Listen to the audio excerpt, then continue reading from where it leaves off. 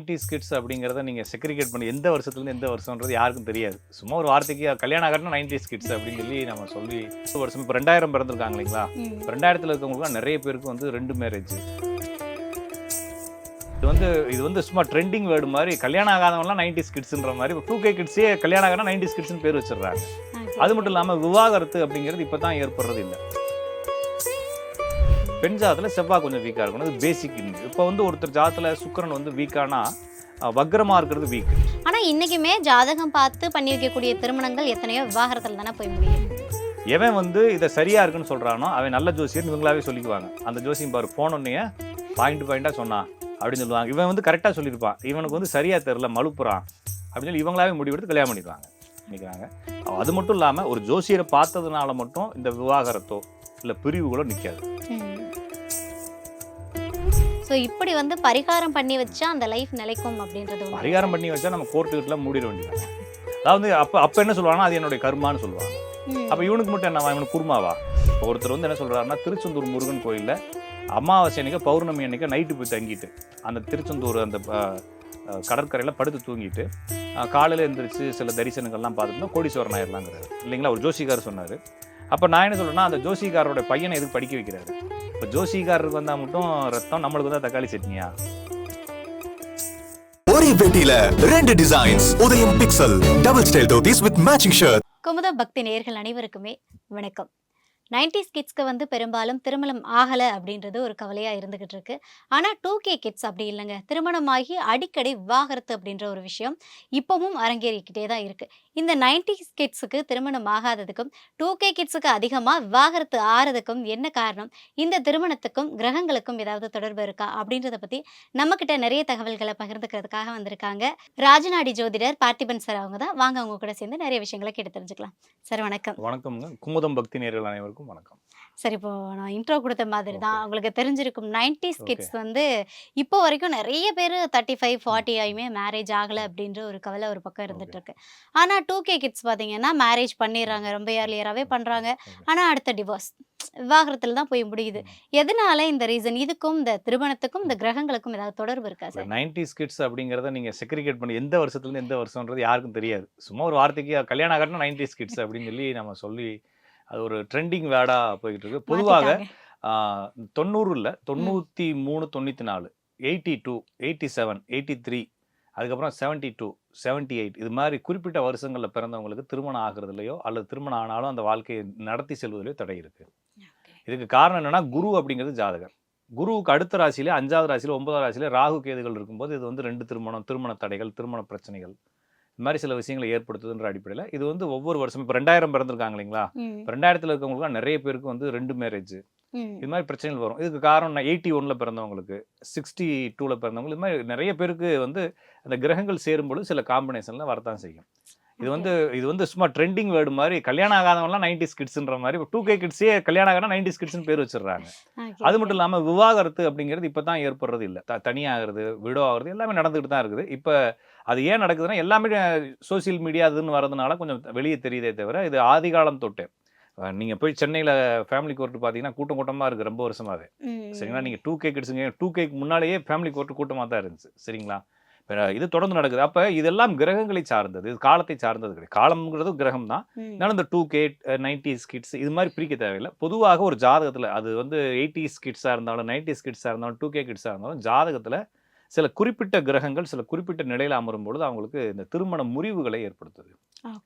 அப்போ ஒரு ஜாதகத்தில் திருமண முறிவு ஏற்படுறதுக்கு ஒரு ஆண் ஜாதகத்தில் சுக்கிரன் கொஞ்சம் வீக்காக இருக்கணும், பெண் ஜாதகத்தில் செவ்வாய் கொஞ்சம் வீக்காக இருக்கணும். அது பேசிக். இப்போ வந்து ஒருத்தர் ஜாதகத்தில் சுக்கிரன் வந்து வீக்கானா வக்ரமாக இருக்கிறது வீக்கு, உச்சமாகிறது கூட வீக்குன்னு தான் நான் சொல்கிறேன். நீசமாகிறது வீக்கு, பரிவர்த்தனை ஆகிறது வீக்கு, அதுக்கப்புறமா வந்து விளிம்புன்னு சொல்லக்கூடிய ஒரு ராசியினுடைய 2 எட்ஜில் போய் நிற்கிறது வீக்கு. அப்போ ஒரு ஆண் ஜாதத்தில் சுக்கிரனும் பெண் ஜாதத்தில் செவ்வாய் நான் சொன்ன இந்த ஸ்டேட்டஸில் இருந்துச்சுன்னா அவங்களுக்கு குடும்ப வாழ்க்கை சரியில்லை. ஆனால் இது வந்து குடும்ப வாழ்க்கை சரியில்லைங்கிறது இவருக்கு தாமதமாக திருமணம் ஆகுமா? ஒருத்தருக்கு சுக்கிரன் வக்ரமாக இருக்குது, அவருக்கு 29-30 வயசு தான் கல்யாணம் ஆச்சு அப்படின்னா அந்த தாமத திருமணமே அவருக்கு பிரச்சனை தான். அதுக்கப்புறம் லைஃப் ஓரளவுக்கு நல்லா போகிறத பார்க்குறோம். சிலருக்கு வந்து நார்மலாகவே திருமணம் நடக்கும், ஆனால் பிரேக்கப் ஆகிறத பார்க்குறோம். அப்போ சுக்கிரன் வீக்கானதுனால இவருடைய திருமண வாழ்க்கை சகஜமாக இருக்காதுன்றதை புரிஞ்சுக்கலாம். ஆனால் அது எங்கே போய் முட்டிக்கும்னு புரிஞ்சுக்கிறதுக்கு இன்னும் சில கிரகங்களை எடுக்க வேண்டியது இருக்குது. அப்போ ஒரு ஜாதகத்தில் சுக்கிரன் வக்ரமா இருக்கு, அல்லது சுக்கிரன் பரிவர்த்தனையா இருக்கு, அல்லது சுக்கிரன் விளிம்பா இருக்கு, ஒரு ஆண் ஜாதகம் குடும்ப வாழ்க்கை சரியில்லைன்னு பார்த்தாச்சு. அந்த ஜாதகத்திலேயே ஏதோ ஒரு கட்டத்தில் சூரியனும் புதனும் தனித்து சேர்ந்துருக்குது அப்படின்னா இவங்களுக்குள்ள இல்லறங்கள் சரியா இல்லை அப்படின்னு புரிஞ்சுக்கலாம். அதே இது இந்த சுக்கிரனுடன் சேர்ந்த கிரகம் ஏதாவது ஒன்று வக்ரமோ பரிவர்த்தனையா இருக்குன்னா இந்த நபருடைய மனைவி வேறு ஒருத்தவங்களோட திருமணம் பண்ணிக்கிறதுக்கான வாய்ப்புகள் இருக்கு. அப்போ என்ன ஆகும், இவங்களை விட்டு பிரிச்சு தானே கூட்டு போகும். அதே மாதிரி இவர் ஜாதத்துல குருவுடன் சேர்ந்த கிரகங்கள் வக்ரம் பரிவர்த்தனை விளிம்பில் இருக்கும்போது இவருக்கே 2 திருமணம் ஆகும். அல்லது குருவுக்கு 1-5-9 கேது இருந்தாலும் 2 திருமணம் ஆகும். அப்போ ஒரு ஜாதத்தை பார்த்தோன்னே குடும்ப வாழ்க்கை சரியில்லை, இவங்களுக்குள்ள அந்யோன்யம் இல்லை, இவங்களுடைய மனைவிக்கு 2 திருமணம், இவருக்கு 2 திருமணம், இந்த காம்பினேஷன்லாம் எடுத்துட்டு உங்களுக்கு டிவோர்ஸ் ஆகும். டிவோர்ஸ் இப்போ இந்த கண்டிஷனில் இருக்குது. ஆனால் அவங்க ஜாதத்தில் குருவோ செவ்வாயோ இணைஞ்சில்லை. குருவுக்கு 1லயோ குருவுக்கு 5லயோ குருவுக்கு 9லயோ குருவுக்கு 7 செவ்வாய் இல்லை அப்படிங்கிறப்ப இவங்க வழக்காடு பண்ணுறதுக்கு போக மாட்டாங்க. 2 பேரும் தனித்தனியாக செப்பரேஷனாக இருப்பாங்களே தவிர வழக்காகாது, டிவோர்ஸ் ஆகாது, அவங்கவுங்க வாழ்வாங்க, வேற வேற ஒரு எக்ஸ்டர்னல் மேரிட்டல் அஃபேரில் கூட இருப்பாங்க, ஆனால் வழக்குக்கு போக மாட்டாங்க. அப்போ ஒவ்வொரு ஸ்டேட்டஸையும் நம்ம என்ன செய்யறோம்னா ஒரு கம்பைன் பண்ணி இப்படி இருக்கிறதுனால உங்களுக்கு இப்படி நடக்கும் அப்படின்னு சொல்றோம். அப்போ குடும்பம் பிரிந்து போவதற்கு இந்த 2K 90 280 இந்த கணக்கு கிடையாது. எல்லா வருஷங்கள்லையுமே இந்த டிவோர்ஸ் எல்லா விஷயங்களும் இருக்கு. அதே மாதிரி விவாகரத்து தான் ஆகணும்னு இல்லை. நிறைய பேர் வந்து கணவனையோ மனைவியோ உயிரிழப்புகளை கூட ஏற்படுத்திக்கிறாங்க. அது மாதிரி இருக்கிறதே நம்ம பார்க்கணும். அப்போ இந்த காம்பினேஷன் இந்த கப்புள் வந்து உடஞ்சு போயிடுவாங்க, ஒன்றா வாழ மாட்டாங்க அப்படின்னு நம்ம பார்க்குறோம். இதே தான் பெண் ஜாதகத்தில். அப்போ இதில் வந்து சுக்கிரனை பார்க்குறோம், அதில் செவ்வாயை பார்க்குறோம். இதே காம்பினேஷன் சூரியன் புதன் குருவுடன் சேர்ந்த கிரகங்கள் செவ்வாயுடன் சேர்ந்த கிரகங்கள் வக்ரம் பரிவர்த்தனை ஆகிறது, இந்த காம்பினேஷன் பெண் ஜாதகத்தில். அப்போ ஒரு பேர் எடுக்கிறோம், கணவன் மனைவி 2 பேர் ஜாதகத்தையும் பார்க்குறோம், இந்த இது இருக்கும். அப்போ இதுக்கு முன்னால ஜாதகம் பார்த்தாங்களா சார்? இல்லை சார், காமனா நீங்கள் ஜாதகம் பார்த்தாங்களான்றதை விடுங்க, இது இப்போவா இருக்கட்டும் அப்போவா இருக்கட்டும் எல்லாருமே திருமணம் அப்படின்னு ஒரு பேச்சு எடுத்தாலே முதல் விஷயம் அவங்க பண்ணுறது ஜாதகத்தை தான் பார்க்குறாங்க. ஆனால் இன்றைக்குமே ஜாதகம் பார்த்து பண்ணி வைக்கக்கூடிய திருமணங்கள் எத்தனையோ விவாகரத்தில் தானே போய் முடியுது. ஆமாங்க. இப்போ என்கிட்ட ஒரு கிளைண்ட் வராங்க, மொத்தம் 5 ஜாதகம் கொடுக்குறாங்க, சரிங்களா? அந்த பெண்ணு 5 ஜாதகம் கொடுக்குறாங்க. அதில் வந்து நான் என்ன சொல்கிறேன்னா, ஃபஸ்ட்டு இந்த 3 வந்து வேணாம். நம்ம பொதுவாக ஜோசியம் அப்படிங்கிறது ஏற்கனவே தீர்மானிக்கப்பட்டது திருமணம். நம்ம வந்து என்ன செய்யறோம்னா அவங்களுக்கு இதுதான் பயம் இல்லாமல் செய்யுங்கன்னு சொல்கிறோமே தவிர நம்ம ஒன்றும் கண்டுபிடிச்சு கொடுக்கறதில்ல. அப்போ அவங்க விதி தான் அது நடக்கிறது, சரிங்களா? அப்போ நான் என்ன செய்யறேன்னா அந்த இது ரியலாக நடக்கிறதா, டெய்லி நடக்கிறதா, எனக்கு ஒரு 3 செலக்ட் பண்ணி கொடுக்குறேன். செலக்ட் பண்ணி வேணாம், இந்த 3 வேணாம், இந்த 2 வந்து ஆவரேஜாக இருக்குது. அப்போ இந்த 5 செய்யலாமா வேணாமா, 5ஐயும் செய்யலாமான்னு வேணாமான்னு கேட்டால் நான் ஓப்பனாக வேணான்னு சொல்லுவேன். ஆனால் உனக்கும் வயசாயிடுச்சு, உனக்கு இனிமேல் கிடைக்கிறது வாய்ப்பு கம்மின்னு நினைக்கிறப்ப பயமாக இருந்துச்சுன்னா அந்த 2 வேணா யோசிச்சு முடிவு எடுக்கலாம், அந்த 3 விட்டுருன்னு சொல்கிறேன். அந்த அம்மா ஒரு வாரம் கழிச்சு, அந்த பொண்ணு ஒரு வாரம் கழிச்சு, சார் அந்த 3 விட்டுறணுமா, கண்டிப்பாக விடணுமான்னு கேட்குது. ஆமாம்மா அது 3 விடணும், அந்த 3ல் எது பெட்டர் சொல்லுங்கள், விடுற மாதிரி தான் எதை ஃபஸ்ட்டு விடலான்னு கேட்குது. நான் என்ன செய்யறேன்னா கணக்கு போட்டு சரி பாவம் அந்த பொண்ணா அந்த குழப்பத்தில் இருக்குன்னு சொல்லிட்டு இந்த ஃபஸ்ட்டு ஒரு பேர், அந்த ஒரு பேர் வேணாம் அப்படின்னு சொல்கிறேன். மீதி 2 ஓகேன்னு கேட்குது. மீதி 2 ஆவரேஜ் தான், நல்லா இல்லைன்னு சொல்கிறேன் உனக்கு அப்படின்னு. அந்த 1 மட்டும் விட்டு மீதியை வந்து கொஞ்சம் அட்ஜஸ்ட் பண்ணி தான் வாழணுங்கிறேன். ஒரு மாதம் கழிச்சு, சார் அந்த நீங்கள் விட சொன்னீங்களா அந்த 1 மட்டும் பண்ணால் என்ன ஆகுன்னு சொல்லுங்கன்னு கேட்குது. அப்போ திருப்பி கேட்குறப்ப நான் என்ன சொல்கிறேன், எனக்கு ஜோசியம் தெரியாது, ஜோசியம் தெரிஞ்ச யார்ட்டாச்சும் போய் பார்த்துக்கன்னு சொல்லிடுறேன். அப்போ இதே மாதிரியே பேரண்ட்ஸ் என்ன செய்கிறாங்கன்னா ஒரு ஜாதத்தை எடுத்துகிட்டு வராங்க, அவங்க மைண்டில் ஃபிட் பண்ணிடுறாங்க இந்த வரன் தான். ஏன்னா இது ஈஸியாக இருக்குது, செலவுக்கு ஈஸியாக இருக்குது, பேச்சுவார்த்தைக்கு ஈஸியாக இருக்குது, எல்லா வசதிகளும் இருக்குன்றப்ப அவங்க முடிவு எடுக்கிறாங்க. முடிவு எடுத்துட்டு இந்த ஜாதகத்தை தூக்கி கொண்டு போய் ஒரு 10 ஜோசியர்கிட்ட பார்க்குறாங்க. எவன் வந்து இதை சரியா இருக்குன்னு சொல்றானோ அவன் நல்ல ஜோசியர் இவங்களாவே சொல்லிக்குவாங்க. அந்த ஜோசியம் பாரு போனோடனே பாயிண்டா சொன்னான் அப்படின்னு சொல்லுவாங்க. இவன் வந்து கரெக்டாக சொல்லியிருப்பான், இவனுக்கு வந்து சரியா தெரியல மழுப்புறான் அப்படின்னு சொல்லி இவங்களாவே முடிவெடுத்து கல்யாணம் பண்ணிடுவாங்க, சரிங்களா? அப்போ இவங்க கல்யாணம் பண்ணிட்டு பிரேக்கப் ஆகும் பொழுது இந்த மீதி சொன்ன ஜோசிகாரன்லாம் ஃப்ராடுன்னு சொன்னாங்க இல்லைங்களா, இப்போ இவனையும் ஃப்ராடான்னு சொன்னோடனே இன்னொருத்தனையும் இவன் ஃபஸ்ட்டு செய்யணும்னு சொன்னோடனே சேர்த்து ஃப்ராடாக்கி விட்ருவாங்க. அப்போ இவங்க முடிவுக்கு எதை வேணாலும் செய்வாங்க. எங்களை கேட்டிங்கன்னா அங்கே பண்ணாதுன்னு சொன்ன நிறைய கல்யாணங்களை பண்ணியிருக்கிறாங்க. அப்போ நாங்கள் சொன்னதுனால சரி செஞ்சுருக்கலாமான்னா அல்ல, அதுதான் விதி. நம்ம என்ன செய்யணும், விதியை கொஞ்சம் ரீச் பண்ணுறதுக்கு ட்ரை பண்ணுறோம். சிலது அவங்களுக்கு பிரேக்கப் ஆகணும்னு விதி. நிறைய பேருக்கு இன்றைக்கி காலையில் ஒரு ஜாதகம் பார்த்தேன், அந்த பெண்ணுக்கு பிரேக்கப் ஆகக்கூடிய மோடில் இருக்குது. அந்த பையன் அந்த ஒரு பையனை வந்து ஃபிக்ஸ் பண்ணிட்டாங்க. அந்த பையனுக்கும் 2வது திருமணம் மோடு இருக்குது. அந்த பொண்ணு என்கிட்ட கேட்குது, ஏன் கல்யாணம் ஃபிக்ஸ் பண்ணதுக்கப்புறம் பார்க்குறேன்?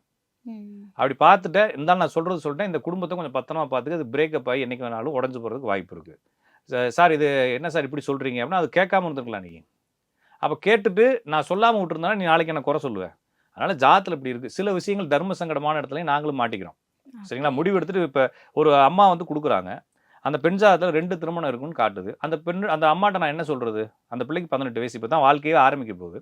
நான் என்ன சொன்னாலும் அந்த அம்மா நெகட்டிவாக எடுத்து நான் திட்ட தான் போகுது இல்லைங்களா? நீ வாய் வச்சுட்டு உருப்பிட மாட்டேன்னு சொல்லிட்டு தான் போகுது. அதனால் என்ன செய்யறேன்னா குடும்ப வாழ்க்கை சரியில்லாமல் கொஞ்சம் பார்த்து இருந்துங்கன்னு சொல்லி அனுப்பணும். அப்போ எல்லாத்தையுமே வெளிப்படையாக சொல்ல முடியாது இல்லைங்களா? இப்போ நான் அப்படி சொல்லிட்டேன், அந்த அம்மா அந்த ஜாதத்தை எடுத்துட்டு நான் சொல்கிற திருப்பி என்கிட்ட வந்து ஏதாச்சும் திட்டுவேன்னு சொல்லிட்டு அது வராது. ஏதாச்சும் ஒரு பஞ்சாங்கத்தை வாங்கி அதாவே 10 பொருத்தம் பார்த்துட்டு நல்லா இருக்குன்னு சொல்லி முடிவெடுக்கும். ஜோசிக்காரங்கள்ட்ட போகும்போது என்கிட்டயே வந்து உங்களுக்கு எவ்வளோ ஃபீஸ்ன்னு கேட்பாங்க. நான் ஒரு ஒரு ஃபீஸ் சொல்கிறேன்னு வச்சுக்கோங்களேன், இவ்வளோ பண்ண முடியுமான்னு கேட்பாங்க. சரிங்களா? ஒன்றுமில்லா ஜோசிக்காரங்க என்ன செய்வாங்க, சரி 50 ரூபா தானே கொடு அப்படின்னு சொல்லி வாங்கிட்டு அந்த பொருத்தத்தை மட்டும் பார்த்து விட்ருவாங்க. ஓகேங்களா? இப்போ ஒருத்தங்க தூக்கிட்டு வராங்க, 50 ரூபா தான் இருக்குது பார்க்குறியா அப்படின்னு கேட்குறப்ப அவன் எதுக்கு அன்னைக்கு சாப்பாடு வெளில ஜோசிக்காரன் என்ன செய்வானா, எதுக்கு விட்டுக்கிட்டு அப்போ ஃபுல்லாக பார்க்க மாட்டேன், 10 பொருத்தம் மட்டும் பார்க்குறேன், இந்த பிள்ளை நட்சத்திரம் பண்ண, இந்த பிள்ளை நட்சத்திரம், இந்த பையன் நட்சத்திரம் பண்ணு பார்த்து நட்சத்திர பொருத்தம் நல்லா இருக்குன்னு சொல்லிடுவான். அப்போ சுவாதி நட்சத்திரத்தில் பிறந்தவங்க 5 பொண்டாட்டி இருக்கவங்களும் இருக்கிறாங்க, சுவாதி நட்சத்திரத்தில் கல்யாணம் ஆகாதவனும் இருக்கிறான். அப்போ ரெண்டுமே சுவாதின்னு நம்ம முடிவு எடுக்க முடியாது இல்லையா?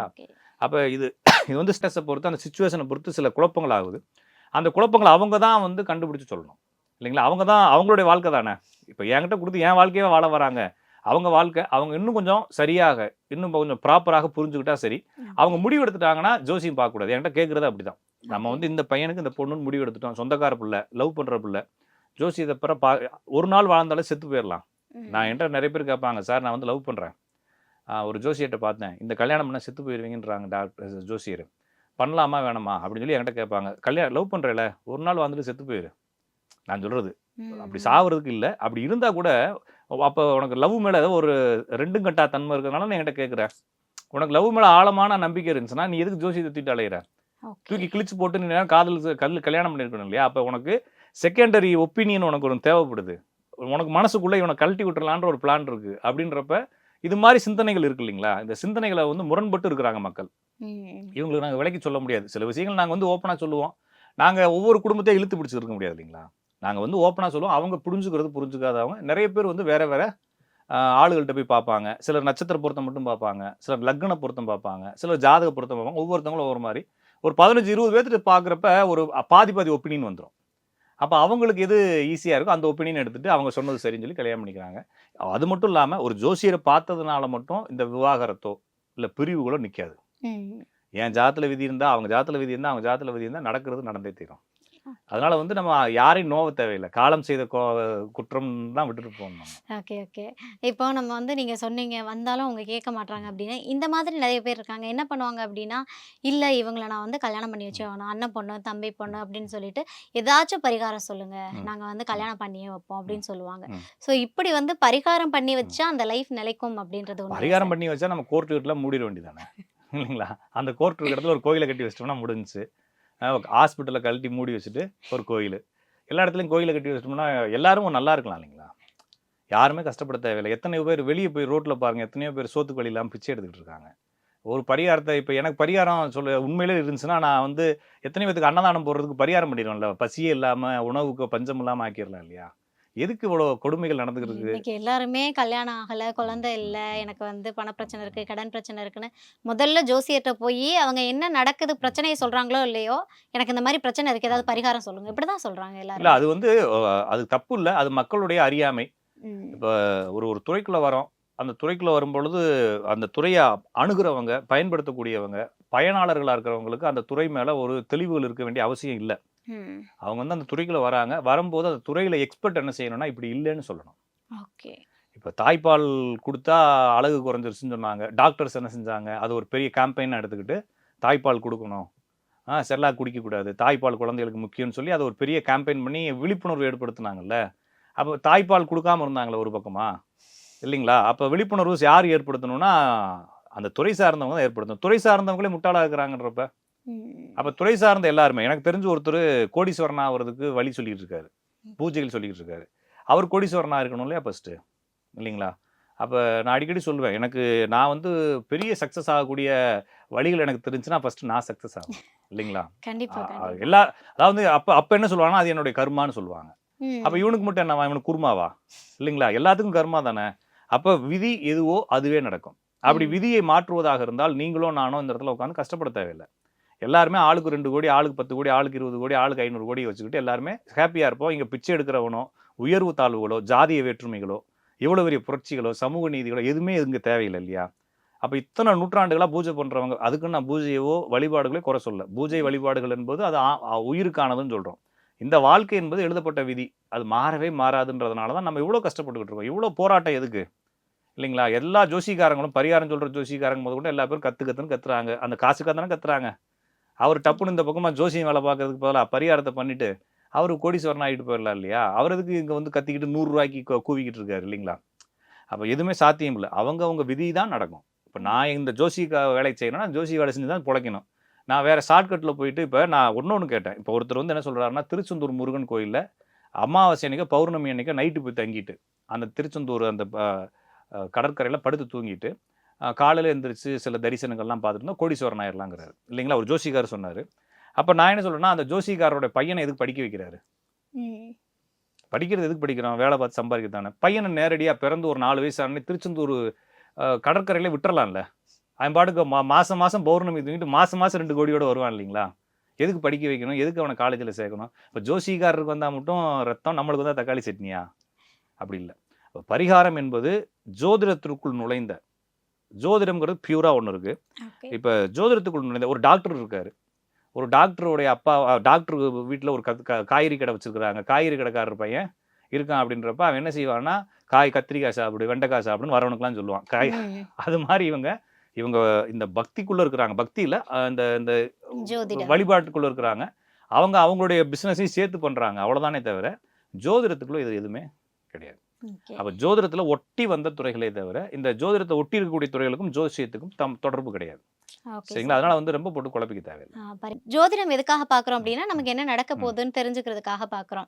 இப்போ பரிகாரங்கள் தேவையில்லை அப்படின்னா ஜோசியம் பார்க்கறது அப்படின்ற ஒரு விஷயம் தேவையா? பார்க்கவே தேவையில்லை தான் சொல்கிறேன். என்னதான் இன்னைக்கு காலகட்டத்தில் 2 டிவோர்ஸ் 3 டிவோர்ஸ் ஆனாலும் அடுத்து மறுபடியும் ஜாதகத்தை தூக்கிட்டு போயிட்டு அடுத்து எனக்கு எப்போ சார் திருமணம்? தப்பு இல்லை.